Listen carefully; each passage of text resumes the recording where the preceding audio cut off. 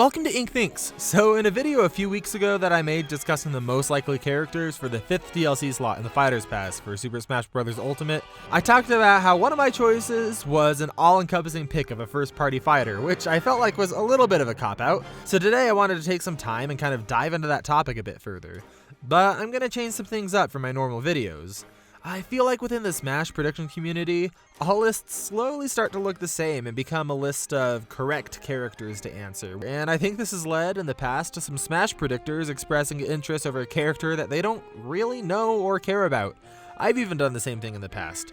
But I really want to try to move away from that. So with my list, I want to be a bit unique as well as genuine with these characters that I would be really excited to see.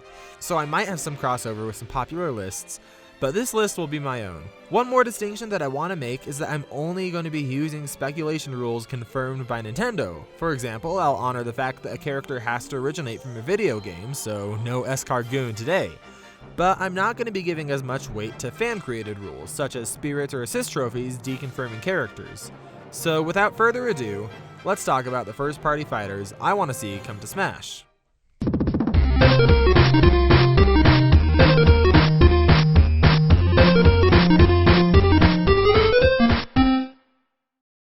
Alright, let's just get into it with my number 5 choice, Ray Mark III.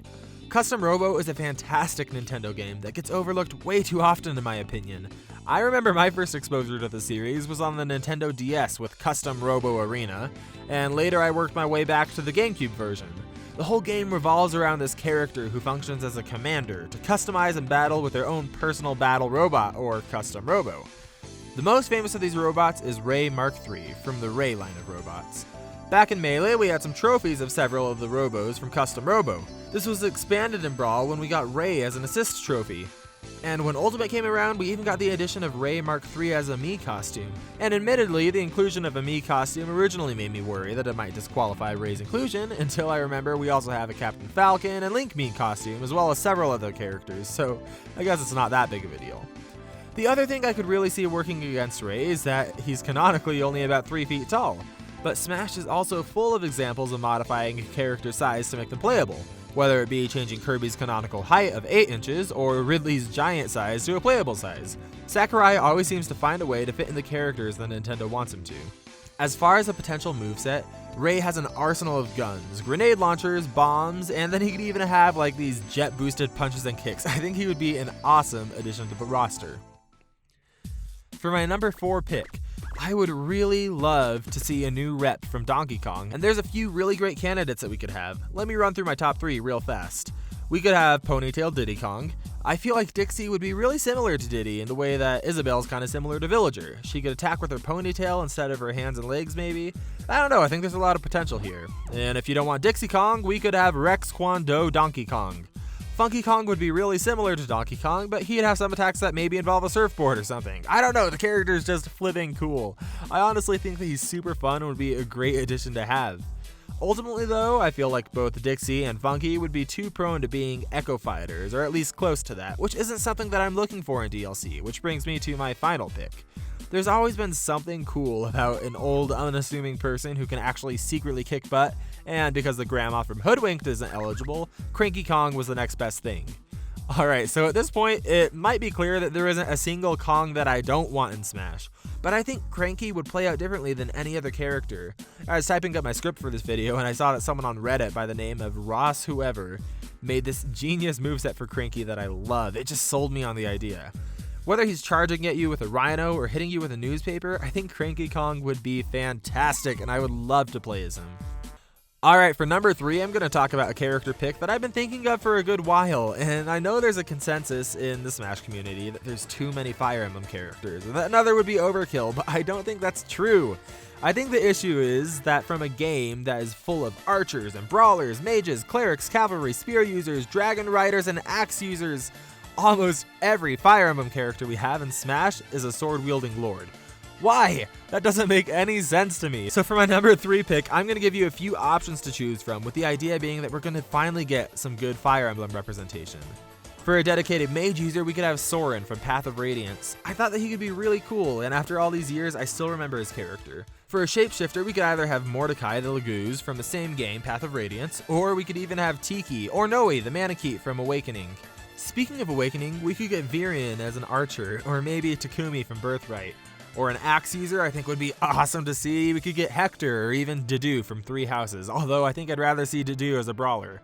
Lastly, for a lance user, we could take Ephraim from Sacred Stones. Honestly, I don't care what direction this goes, but we really need some diversity in our Fire Emblem representation to keep it from getting boring. There is so much potential here, and it is all untapped. Number 2.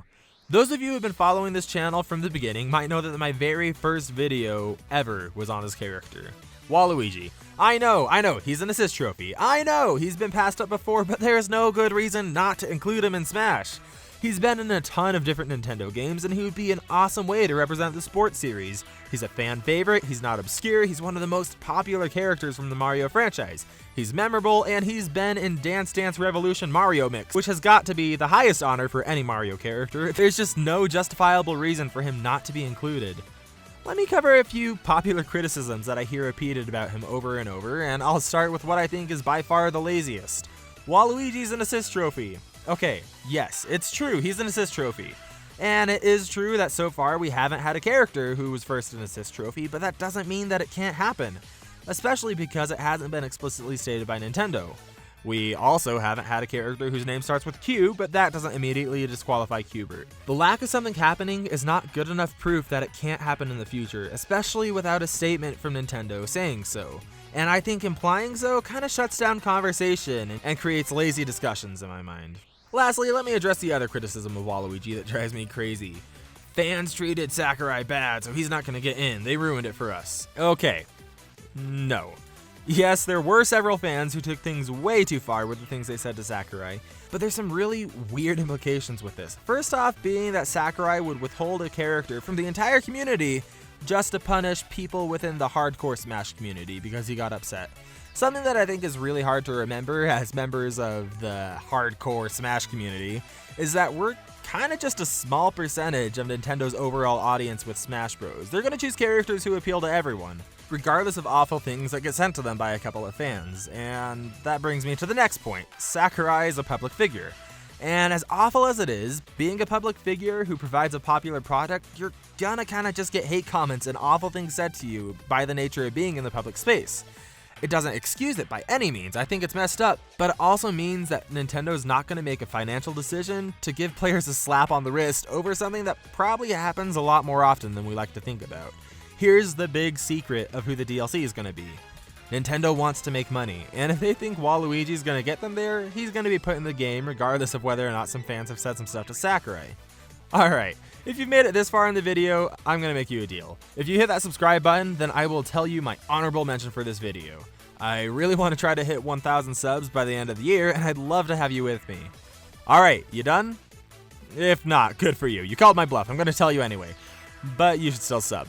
My honorable mention is Duster from Mother 3. I think he could be really unique, and I'd love to see how his tools are incorporated into the game. Alright, number 1.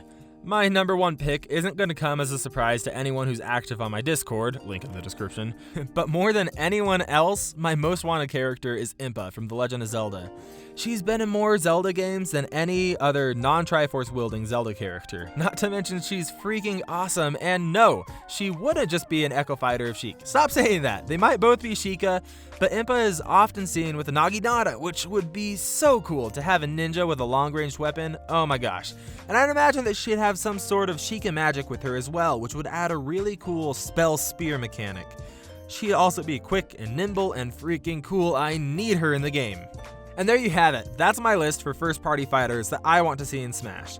Let me know in the comments who you want to see, or if you're salty that I talked about characters who are assist trophies and spirits, then feel free to try to change my mind in the comments. I mentioned it for a second a bit earlier in the video, but be sure to stop by my Discord, I'd love to have you guys there. We have an active community and it's a ton of fun to talk about Smash. And as always, until next time, stay smashing.